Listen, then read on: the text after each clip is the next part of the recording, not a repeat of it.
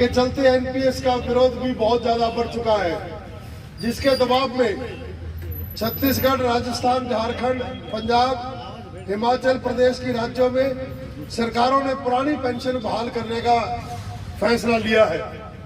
पश्चिम बंगाल के सरकारी कर्मचारी तथा सेना के लिए पहले से ही ओपीएस जारी है। महोदय, पुरानी पेंशन को बंद करके अंशदान आधारित नेशनल पेंशन सिस्टम नव उदारवादी नीतियों के दबाव में लागू किया गया है।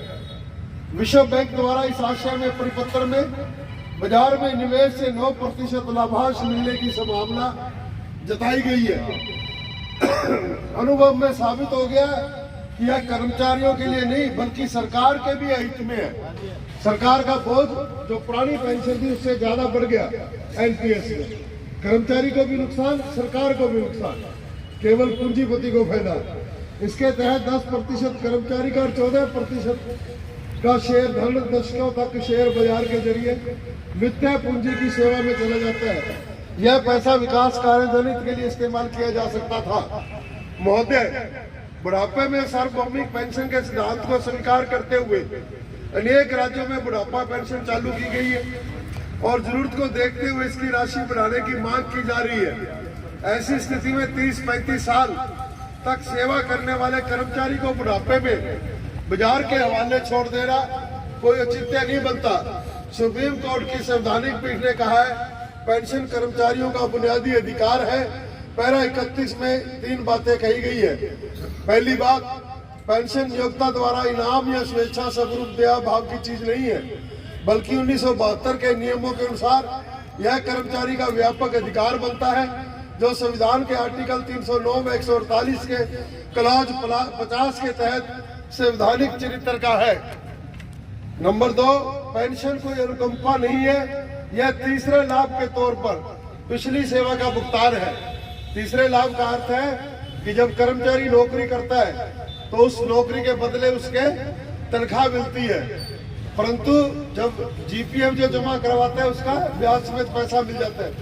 पेंशन तीसरा लाभ है, यह आजादी से पहले का लाभ है, तो ये मिलना चाहिए कि इसके बिना कटौती के बुढ़ापे में पेंशन। ओपीएस उस व्यक्ति को बुढ़ापे के लड़खड़ाहट के समय में बेसहारा न छोड़कर उसके सामाजिक कल्याण का उपाय करने के लिए उसे सामाजिक न्याय देना है, जिसने अपनी जवानी उमंग के समय में नियोक्ता के लिए निरंतर मेहनत काम में लगाया है। जब उसकी जवानी है कर्मचारी की, वो देश हित में, समाज हित में अपनी सेवा करता है, पूरी जवानी यहाँ लगाता है, तो उसके बदले में पेंशन देना उसका एक काम है। महोदय, पुरानी पेंशन प्रणाली परिभाषित लाभ कहलाती है, जिसके तहत 20 वर्ष की सेवा पूरी करने पर अंतिम वेतन का 50% पेंशन मिलती है।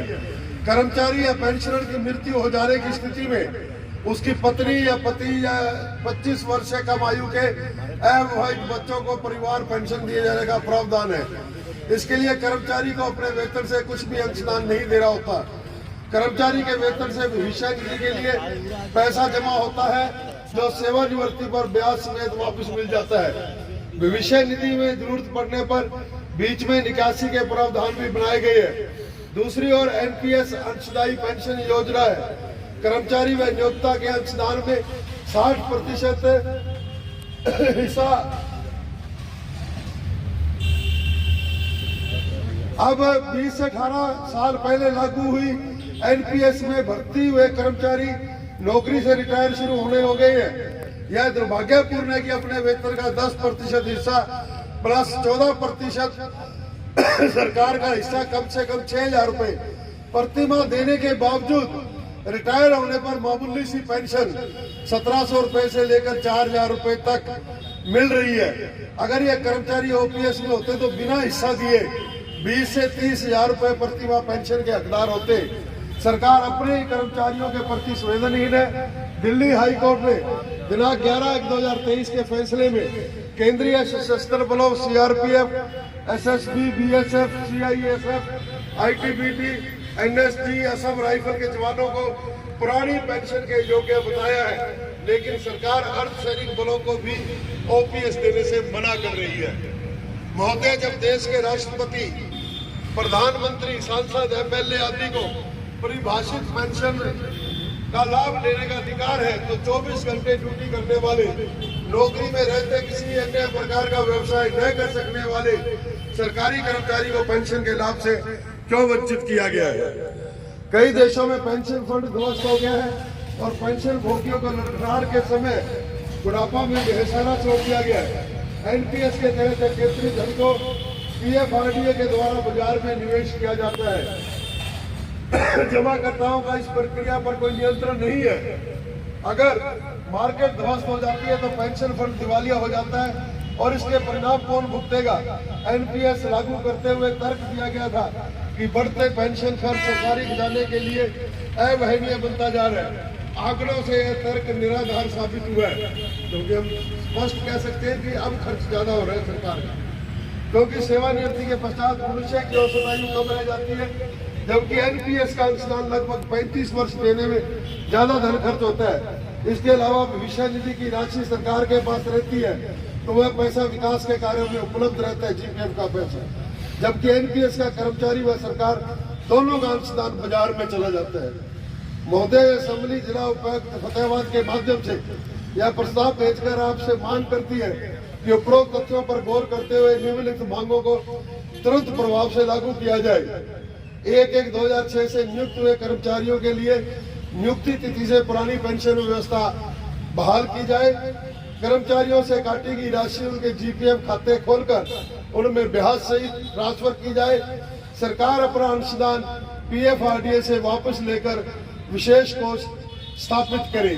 और इस प्रस्ताव के साथ ही जोड़ना चाहता कि हम ओपीएस की मांग करते हैं, परंतु आज एक तीसरा वर्ग ऐसा भी है जिसको ना ओपीएस मिल रही ना एनपीएस मिल रही। अभी कच्चे कर्मचारियों का प्रस्ताव रखा गया है, तो हम इस प्रस्ताव में यह भी जोड़ते हैं कि 100% कर्मचारियों को पुरानी पेंशन का लाभ दिया जाए। कोई भी कर्मचारी ऐसा ना रहे जिसका बुढ़ापा सुरक्षित ना रहे। ये मैं प्रस्ताव अध्यक्ष जी आपके समक्ष प्रस्तुत करता हूँ। आप चर्चा कराएं। अगर सदन इस प्रस्ताव को उचित समझेगा तो इसको पारित करवा कर आगे भेजने का कष्ट करेंगे। अध्यक्ष जी, साथी फोगाट जी, अध्यापक संघ के महासचिव प्रबोध सिंह जी इस असेंबली में पहुंचे हैं, उनका यहाँ पर स्वागत है। तो साथियों, अब आप लोगों के बीच में पुरानी पेंशन बहाली का रखे हैं। मैं चर्चा के लिए सबसे पहले राधे श्याम जी को बुलाना चाहता हूँ कि वो चर्चा में भाग लें। साथी राधे श्याम जी। सदन में जो प्रस्ताव रखा गया है कर्मचारियों की पुरानी पेंशन बहाली के लिए, मैं इस पर चर्चा करते हुए आपको बताना चाहूंगा कि 1 जनवरी 2004 को केंद्र ने और 1 जनवरी 2006 को राज्य सरकार हरियाणा ने पुरानी पेंशन को बंद करके नई पेंशन शुरू की और यह कहते हुए इस नई पेंशन को एनपीएस को शुरू किया था कि यह कर्मचारी हित में है। इसके परिणाम जब आज हमारे कर्मचारी रिटायर हो रहे हैं तो इसके परिणाम जो सरकार ने दावे किए थे उसके बिल्कुल विपरीत आ रहे हैं। नई पेंशन के बारे में ना किसी यूनियन से ना किसी कर्मचारी संगठन से इस बारे में चर्चा की गई थी। सरकार ने अपनी मर्जी से कर्मचारियों पर इस बात को थोपा था। इस बात का विरोध कर्मचारी संगठन उसी वक्त से कर रहे हैं जब ये लागू की गई थी। आज जो कर्मचारी रिटायर हो रहे हैं वो 1100 से 2000 5000 तक की पेंशन एनपीएस के रूप में ले रहे हैं, जिससे कि बुढ़ापे में गुजारा होना बहुत ही मुश्किल है। हम जो ये प्रस्ताव आया है इस पर पूर्ण रूप से समर्थन करते हैं। इसके साथ साथ मैं अध्यक्ष या सांसद जो 1 बार 2 बार रहते हैं उनकी 2-2 3-3 पेंशनें हैं। अगर ये कर्मचारी हित में है तो ये लोग अपनी पुरानी पेंशन छोड़ के एनपीएस में क्यों नहीं आ जाते। अगर ये पेंशन एनपीएस इतनी ही अच्छी है तो आपके माध्यम से मैं उन नेताओं से कहना चाहूंगा कि वो भी अपना एनपीएस में आए और पुरानी पेंशन को छोड़ें। अध्यक्ष जी, सरकार के साथ साथ कोर्ट भी ये मान चुकी है कि ये एनपीएस जो है ओपीएस जो है पुरानी पेंशन है, ये कर्मचारी का हक है, ये कोई दया या अनुदान नहीं है। क्योंकि कर्मचारी की सेवा के बदले में दिया जाने वाला ये तीसरा लाभ के रूप में रहता है। ये जो अंशदान है, जो पुरानी पेंशन का पैसा है, तो मैं पुनः इस बात का पुरजोर समर्थन करता हूं कि नई पेंशन को बंद करके पुरानी पेंशन को बहाल किया जाए। आपने समय दिया, धन्यवाद। आपका धन्यवाद जो आज इस पेंशन ओपीएस के मुद्दे पे बोलने के लिए मुझे मौका दिया। अध्यक्ष जी, केंद्र सरकार ने जो 1/1/2004 और हरियाणा सरकार ने 1/1/2006 को कर्मचारियों को ओपीएस से बाहर करके एनपीएस में शामिल करके जो पेंशन में शामिल किया, इसका कर्मचारियों को कोई लाभ नहीं मिला। आज तक जो कर्मचारी रिटायर हुए हैं, जो अब उनकी संख्या काफ़ी बढ़ती जा रही है, जिससे उनके जो क्रय शक्ति है, जो उनको बहुत प्रभावित किया है। उनमें अपनी जरूरत की चीज़ें और स्वास्थ्य जैसी सुविधा हासिल करने के लिए काफ़ी मशक्कत करनी पड़ रही है, जिससे उनको बड़ी दिक्कत होती है। जो ओपीएस जो कर्मचारी के हित में थी, जिससे उनको सहारा था, वो उससे छिन गया है और बड़ी दिक्कतों का सामना करना पड़ रहा है, जिससे पैसे क्रय शक्ति कम होने से बाजार भी बहुत ज़्यादा प्रभावित हुआ है। इससे सरकार को भी बहुत बड़ा नुकसान हो रहा है और कर्मचारी तो पिस ही रहा है।